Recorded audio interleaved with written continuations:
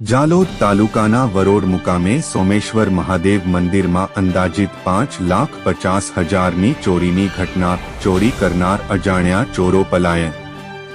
જાલોદ તાલુકાના વરોડ મુકામે સોમેશ્વર મહાદેવનું મંદિર આવેલું છે, ત્યાં રાત્રિના સમયમાં મંદિરની અંદરથી રકમ તેમજ આભૂષણ ચોરાયાની ઘટના સાંભળવા મળતા વરોડ મુકામે પટેલ સમાજના લોકટોળા મંદિરે ઉમટી પડેલ જોવા મળેલ હતા।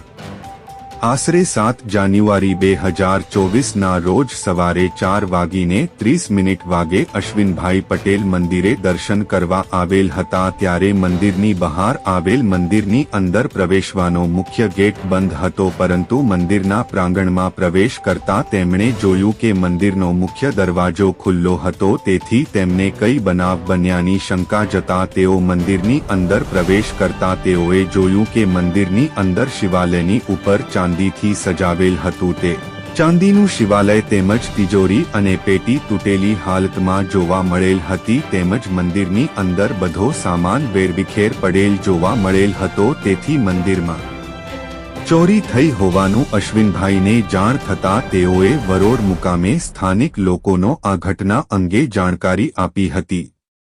વરોડ મુકામના સ્થાનિકો સહુ ભેગા થઈ સ્થાનિક પોલીસ સ્ટેશનનો સંપર્ક કરી પહોંચ્યા હતા અને મંદિરમાં થયેલ ચોરી અંગેની જાણકારી આપી હતી।